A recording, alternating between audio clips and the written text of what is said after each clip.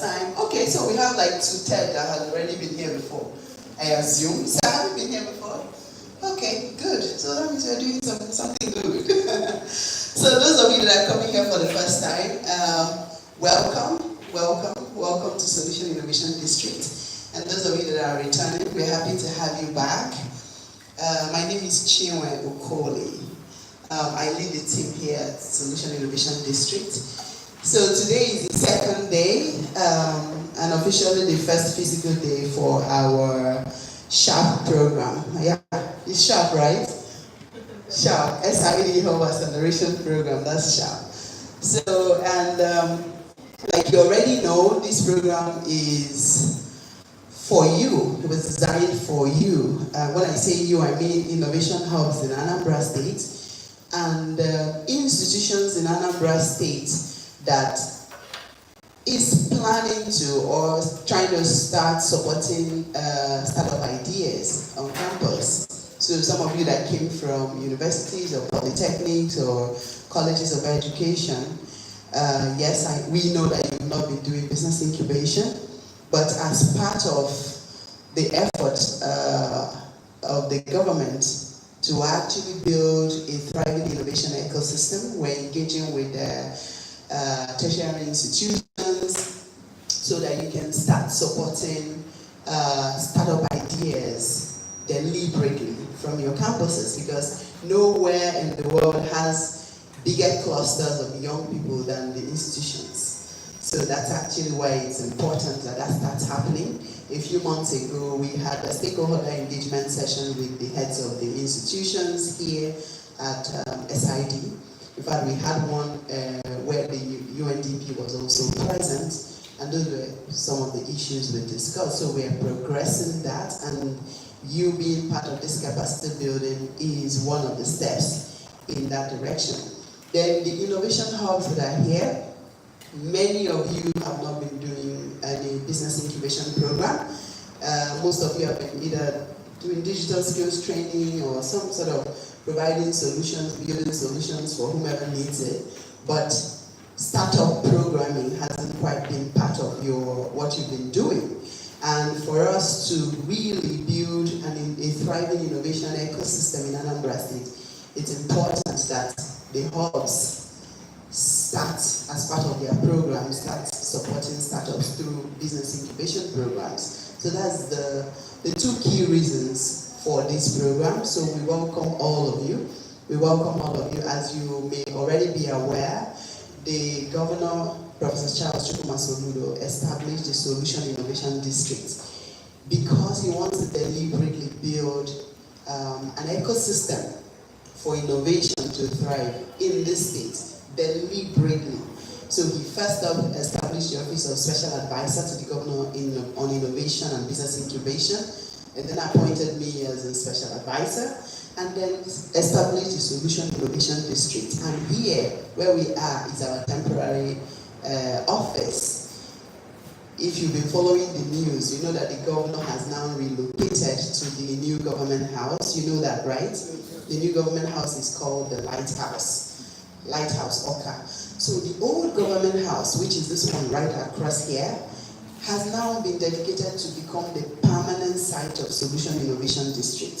So it means that we are now inheriting the place that had been the seat of power for the past 34 years.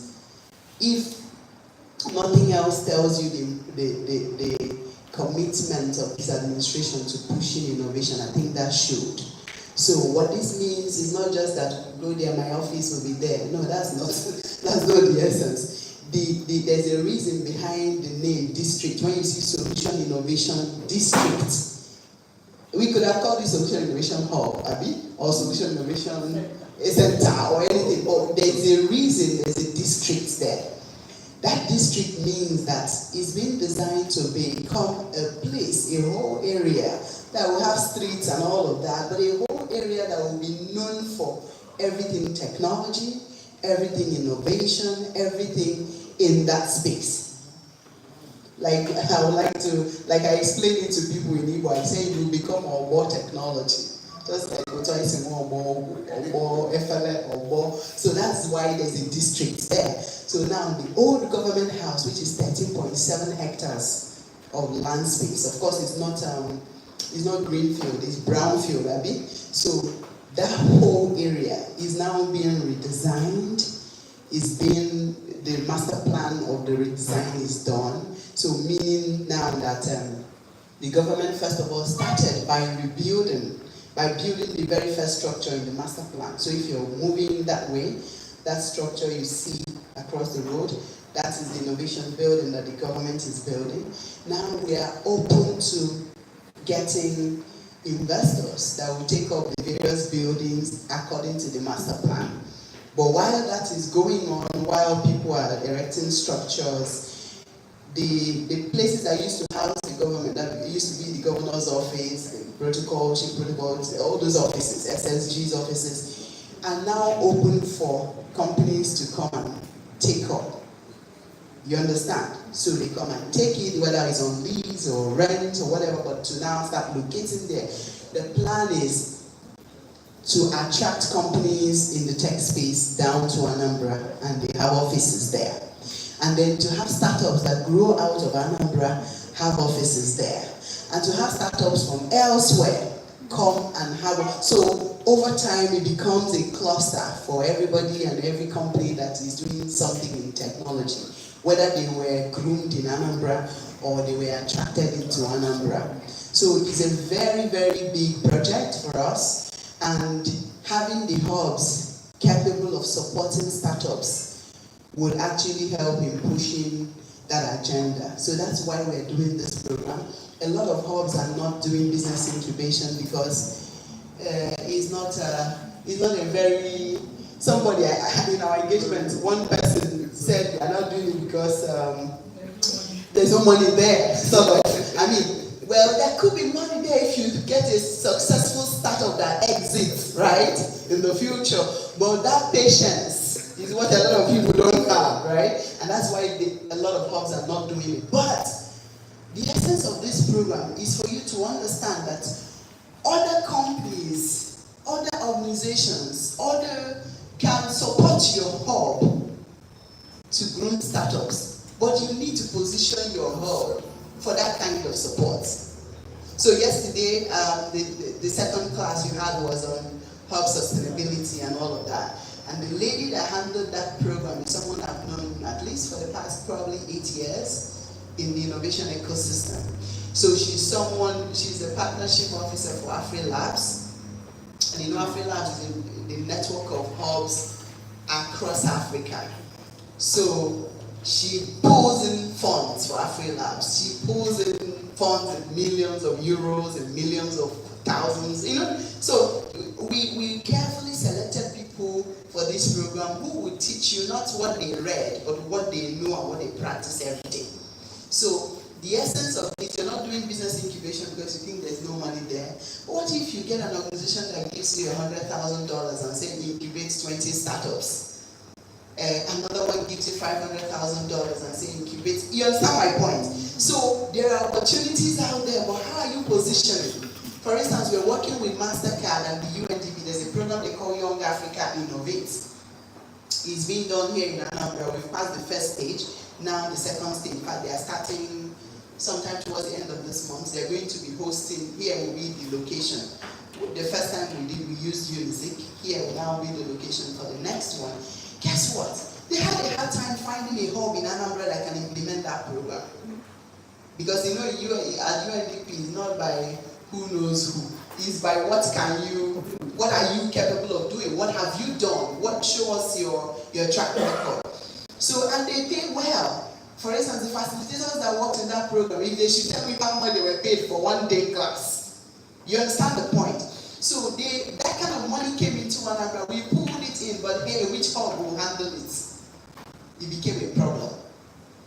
It will be a shame that we pull in that kind of partnership. They come into Anambra, then they need to now bring the hub from outside to come and implement such program. Do you understand? So those are some of the reasons we say, okay, fine, let's start supporting the hubs first by building your capacity.